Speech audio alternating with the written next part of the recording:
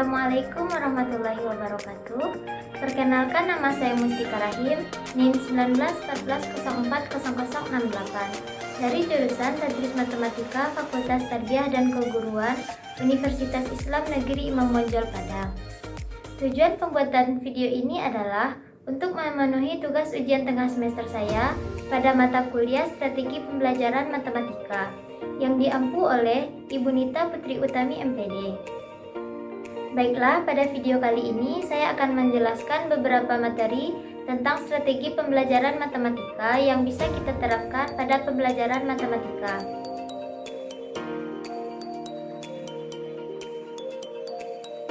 Strategi pembelajaran matematika. Yang pertama, strategi pembelajaran. Yang kedua, aliran psikologi tingkah laku. Yang ketiga, aliran psikologi kognitif. Yang keempat, keterampilan dasar mengajar. Yang kelima, pendekatan konstruktivisme. Yang keenam, pendekatan pemecahan masalah matematika. Yang ketujuh, pendekatan open-ended pembelajaran matematika. Yang kedelapan, pendekatan realistik dalam pembelajaran matematika. Dan yang terakhir, pendekatan saintifik dalam pembelajaran matematika. Baiklah, materi pertama yaitu strategi pembelajaran. Pengertian strategi pembelajaran. Strategi adalah upaya atau usaha untuk mencapai suatu tujuan, keberhasilan, kesuksesan, dan kemenangan. Strategi dalam bidang pendidikan diartikan sebagai suatu rencana, metode, atau rancangan kegiatan untuk mencapai suatu tujuan pendidikan. Strategi belajar mengajar.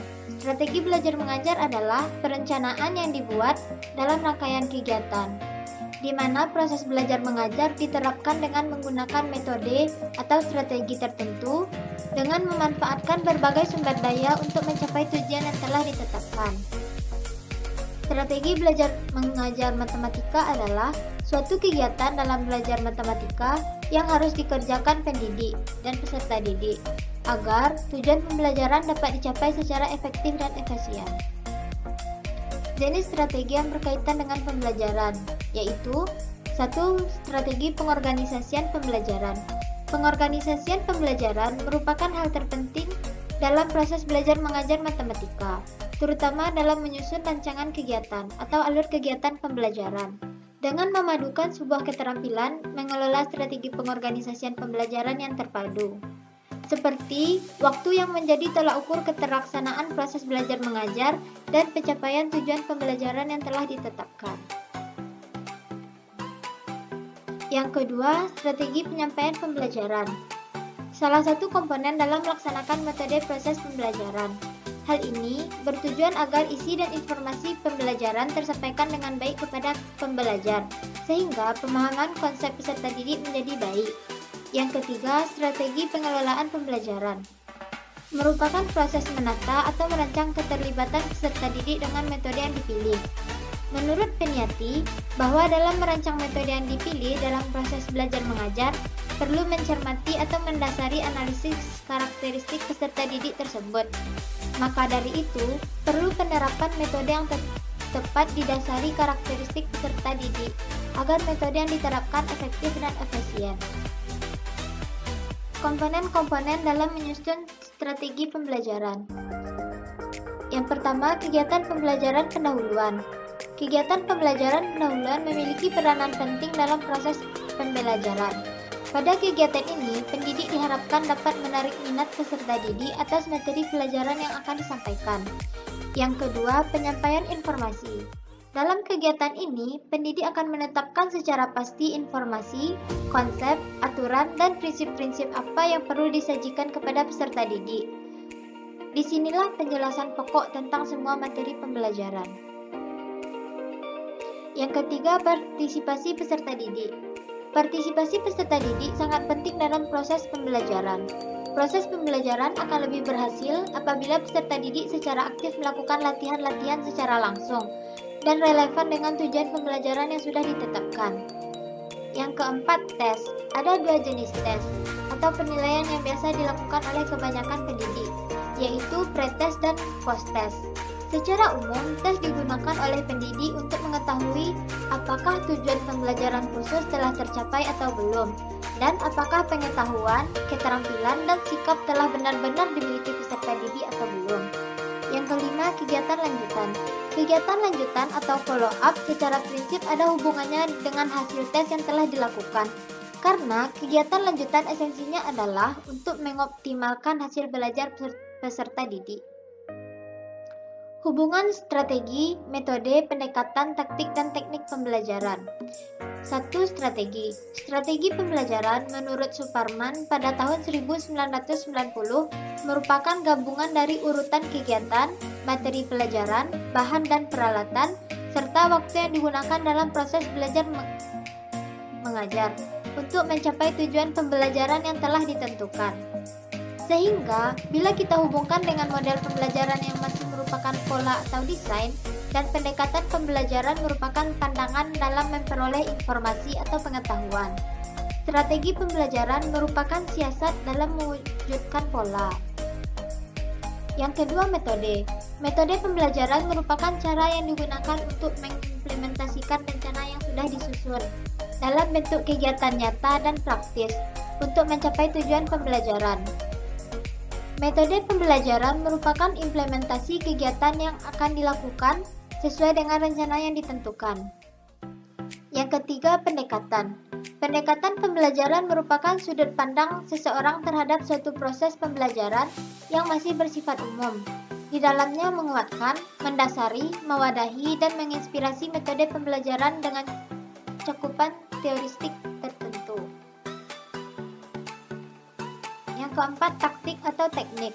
Taktik atau teknik adalah cara yang dilakukan untuk mengimplementasikan metode dan gaya seseorang dalam melaksanakan suatu teknik atau metode tertentu. Taktik sifatnya lebih individual. Walaupun dua orang sama-sama menggunakan metode ceramah dalam situasi dan kondisi yang sama, sudah pasti mereka akan melakukannya secara berbeda. Misalnya dalam taktik menggunakan ilustrasi atau menggunakan gaya bahasa agar materi yang disampaikan mudah dipahami.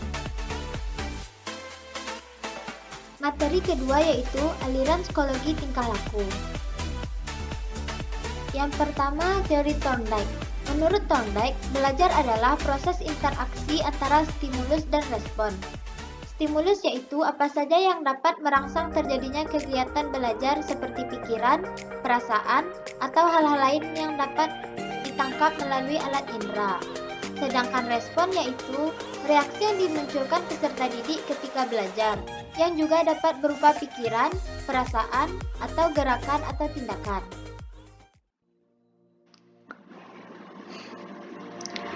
Thorndike mengemukakan 3 hukum pokok dalam belajar, yaitu 1. Hukum kesiapan atau Law of Readiness. Dalam belajar, seseorang harus dalam keadaan siap.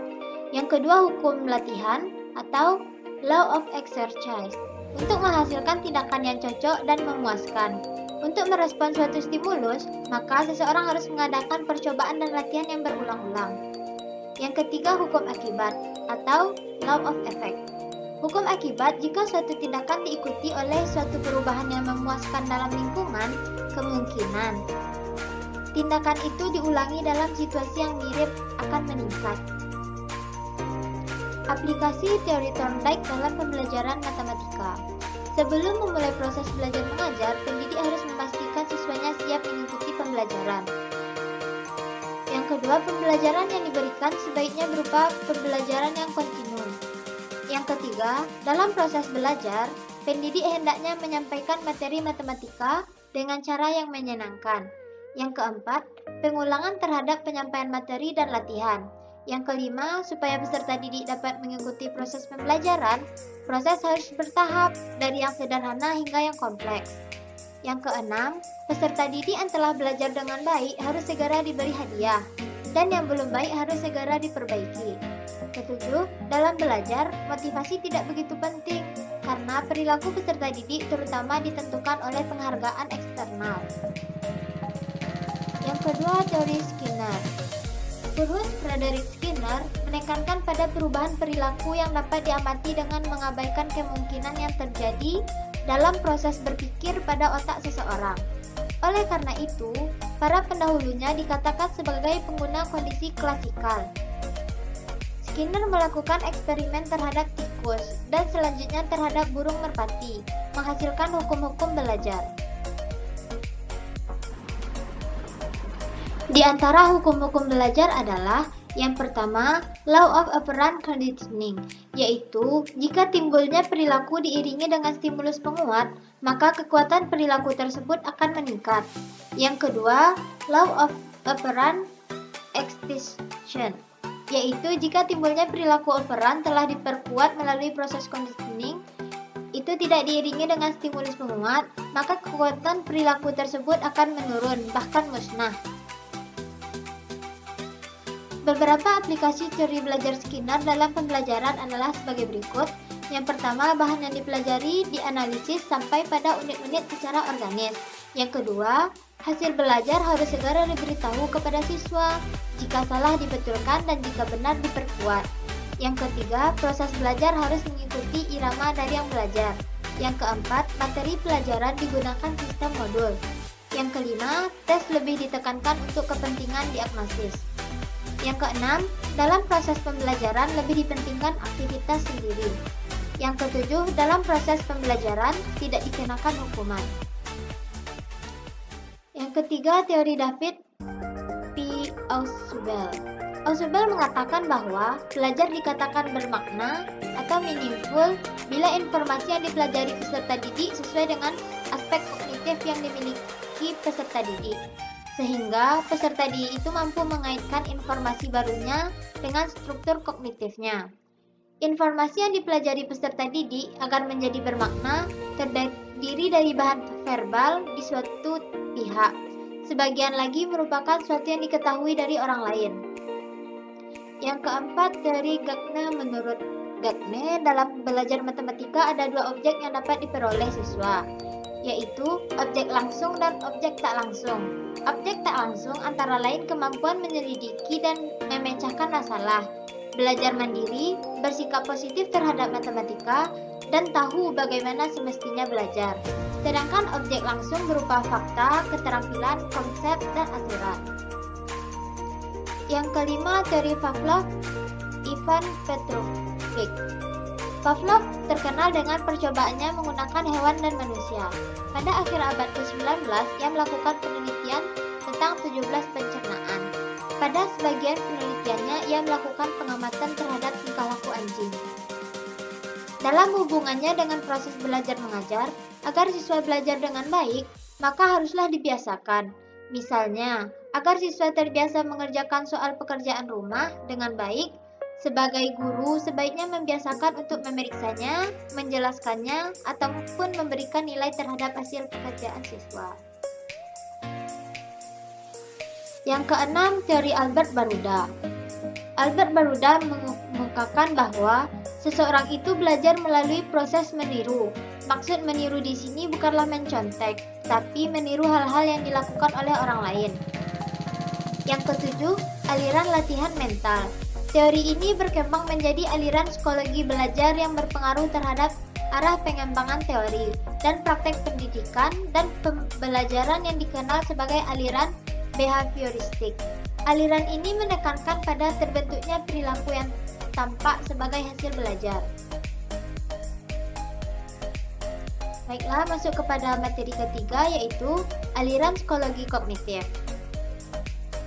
Psikologi kognitif adalah cabang ilmu psikologi yang mempelajari proses mental seperti perhatian, penggunaan bahasa, daya ingat, persepsi, pemecahan masalah, kreativitas, dan pola pikir. Tokoh-tokoh aliran psikologi kognitif. Yang pertama adalah teori Piaget. Jean Piaget menyebut bahwa struktur kognitif sebagai skemata, yaitu kumpulan dari skema-skema. Seorang individu dapat mengikat, memahami, dan memberikan respon terhadap stimulus disebabkan karena bekerjanya skemata itu. Yang kedua, teori Brunner-Jerome. Brunner dalam teorinya mengatakan bahwa belajar matematika akan lebih berhasil jika proses pengajaran diarahkan kepada konsep-konsep dan struktur-struktur yang terbuat dalam pokok bahasan yang diajarkan, di samping hubungan yang terkait antara konsep-konsep dan struktur-struktur.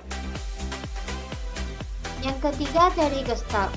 Menurut pandangannya bahwa belajar adalah objek tertentu dipandang sebagai suatu keseluruhan yang terorganisasi. Yang keempat, teori Brownell. mengemukakan bahwa belajar matematika merupakan belajar bermakna dan belajar pengertian. Yang kelima, teori Dines. Seorang matematikawan yang memusatkan perhatiannya pada teori Piaget dan pengembangannya diorientasikan pada anak-anak sedemikian rupa, sehingga sistem yang dikembangkan itu menarik bagi anak. Baiklah, masuk kepada materi selanjutnya yaitu keterampilan dasar mengajar. Pengertian keterampilan dasar mengajar. Keterampilan dasar mengajar merupakan suatu keterampilan yang menuntut latihan yang terprogram untuk dapat menguasainya. Penguasaan terhadap keterampilan ini memungkinkan guru mampu mengelola kegiatan pembelajaran secara lebih efektif. Keterampilan mengajar bagi seorang guru adalah sangat penting. Kalau ia ingin menjadi seorang guru yang profesional, jadi di samping harus menguasai substansi bidang studi yang diampu, keterampilan dasar mengajar juga adalah merupakan keterampilan penunjang untuk keberhasilan dalam proses belajar mengajar. Macam-macam keterampilan dasar. Yang pertama, keterampilan menyusun skenario pembelajaran. Yang kedua, keterampilan membuka dan menutup pembelajaran. Yang ketiga, keterampilan menjelaskan. Yang keempat, keterampilan bertanya. Yang kelima, keterampilan memberikan penguatan. Yang keenam, keterampilan menggunakan media dan alat pembelajaran. Yang ketujuh, keterampilan mengadakan variasi. Yang kedelapan, keterampilan membimbing diskusi. Yang kesembilan, keterampilan melakukan penelitian. Dan yang terakhir adalah keterampilan mengelola kelas. Baiklah, masuk kepada materi selanjutnya yaitu pendekatan konstruktivisme. Belajar matematika menurut paham konstruktivisme. Teori konstruktivisme didefinisikan sebagai pembelajaran yang bersifat generatif, yaitu tindakan mencipta sesuatu makna dari apa yang dipelajari. Pengertian pendekatan konstruktivisme adalah pendekatan yang mengajar siswa untuk berpikir mengkonstruksi dalam memecahkan suatu permasalahan secara bersama-sama, sehingga mendapatkan suatu pikiran yang baik. Yang kedua, pembelajaran konstruktivisme dalam matematika. Belajar menurut konstruktivisme adalah suatu proses mengasimilasikan dan mengaitkan pengalaman atau pembelajaran yang dipelajari dengan pengertian yang sudah dimiliki, sehingga pengetahuannya dapat dikembangkan. Yang ketiga, implementasinya dalam pembelajaran matematika. Dalam sudut pandang konstruktivisme, Kohler dan Gross menyatakan bahwa pembelajaran telah dipandang sebagai suatu garis kontinum antara negosiasi dan imposition pada ujung-ujungnya. Kopp dan Steff menambahkan bahwa dalam pandangan konstruktivisme guru harus secara terus-menerus menyadarkan untuk mencoba melihat keduanya, aksi siswa dengan dirinya dari sudut pandang siswa. Seseorang yang memandang bahwa belajar adalah suatu transmisi, maka proses mengetahui akan mengikuti model imposition atau pembebanan. Yang keempat, evaluasi pembelajaran matematika menurut konstruktivisme. Untuk mendeskripsikan evaluasi pembelajaran, perlu diklarifikasi beda antara asesmen dan evaluasi. Menurut Webb, evaluasi dalam pendidikan adalah suatu investigasi sistematis tentang nilai atau merit tentang suatu tujuan. Yang kelima, posisi pengajaran konstruktivisme di antara pendekatan lain. Pembelajaran matematika dengan menggunakan pendekatan konstruktivisme tujuannya adalah seorang guru matematika hendaknya mempromosikan dan mendorong pengembangan setiap individu di dalam kelas untuk menguatkan konstruksi matematika, untuk pengajuan pertanyaan, pengkonstruksian, pengeksplorasian, pemecahan, dan pembenaran masalah-masalah matematika serta konsep-konsep matematika. Materi selanjutnya yaitu pendekatan pemecahan masalah matematika. Masalah dan pemecahan masalah. Masalah merupakan suatu keadaan yang tidak dapat terpisah dalam kehidupan manusia. Setiap saat kita senantiasa diperhadapkan dengan masalah-masalah nyata dalam proses pemenuhan kebutuhan dan tuntutan kehidupan. Namun, suatu kondisi merupakan masalah bagi seseorang pada suatu saat tertentu dan bukan lagi menjadi masalah pada saat yang lain. Pemecahan masalah matematika adalah upaya yang ditempuh untuk mendapatkan jawaban atas masalah matematika, yang dilakukan dengan melibatkan keterpaduan konsep matematis hingga diperoleh jawaban dan pemecahan masalah tersebut. Cara mengajarkan pemecahan masalah jika ditinjau dari guru sebagai pengajar pemecahan masalah, maka beberapa cara yang dapat ditempuh antara lain ekspositori, tanya jawab, diskusi kelompok, atau metode lainnya. Strategi pemecahan masalah matematika. Di dalam pembelajaran matematika, terutama tentang pembelajaran pemecahan masalah, ada seorang tokoh yang sangat dikenal, yakni George Follia. Follia menyarankan model 4 langkah pemecahan masalah sebagai strategi umum yang perlu dilakukan dalam pembelajaran melalui pemecahan masalah, yaitu memahami masalah, rencana menyelesaikan masalah, melaksanakan penyelesaian soal, memeriksa ulang jawaban yang diberikan. Pentingnya pemeriksaan hasil kembali atau looking back. Looking back merupakan tahap di mana siswa meninjau kembali apa yang telah dikerjakan dalam menyelesaikan suatu masalah. Salah satu cara terbaik untuk mempelajari pemecahan masalah dapat dilakukan setelah menyelesaikan masalah selesai dilakukan.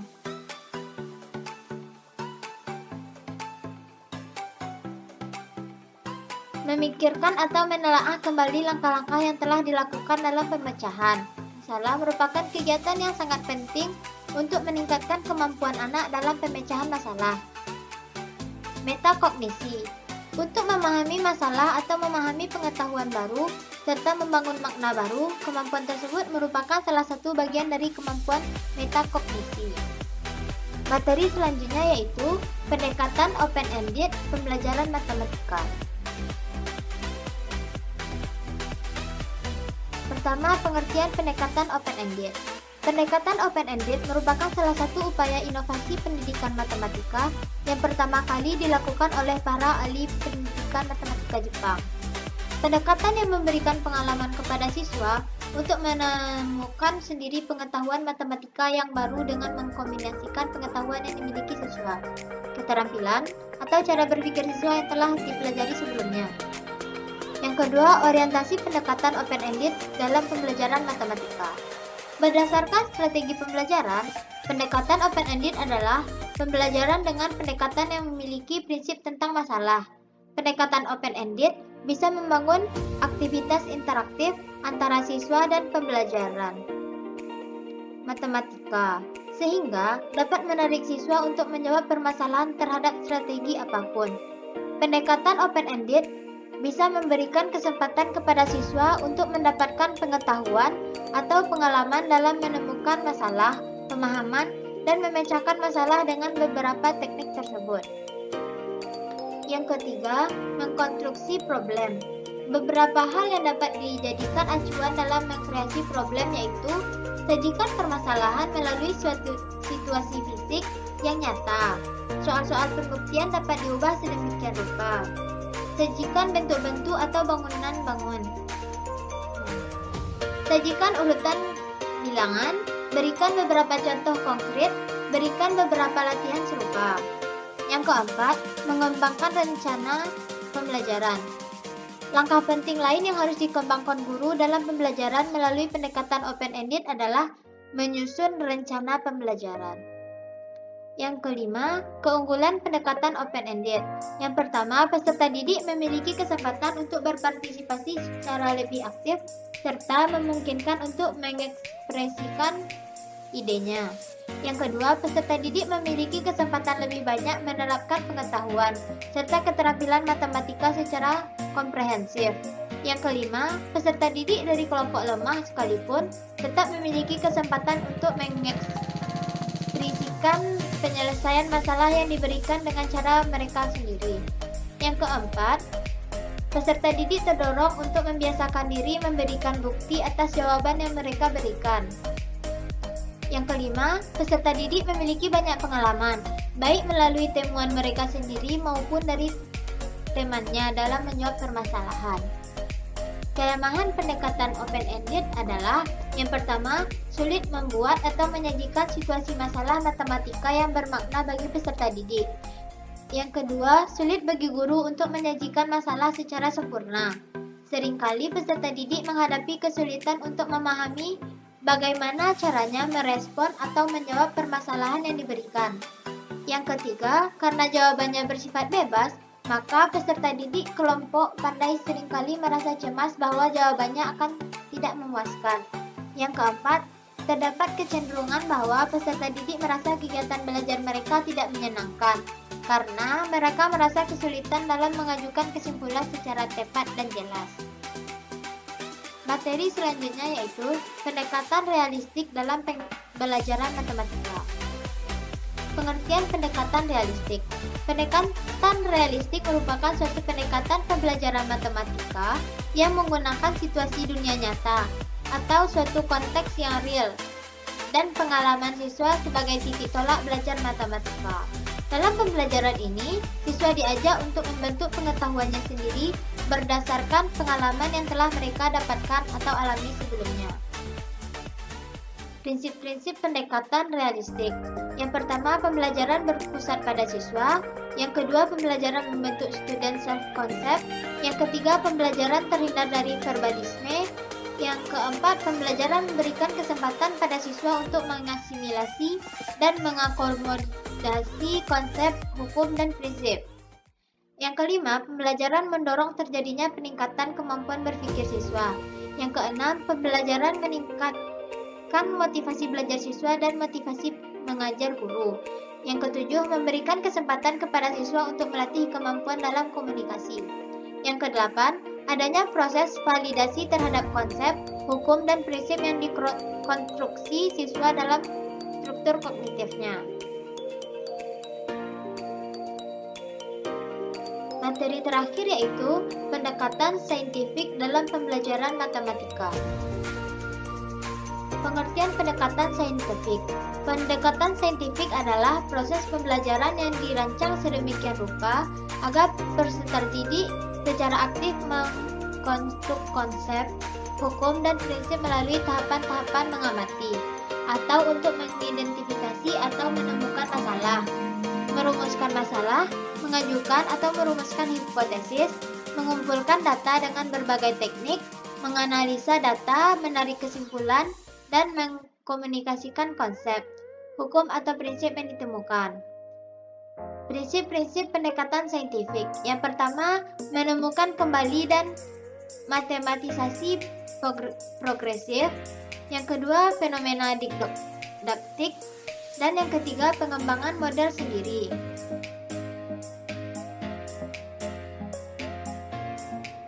Baiklah, hanya sekian yang dapat saya sampaikan. Jangan lupa like, comment, and subscribe ya. Assalamualaikum warahmatullahi wabarakatuh.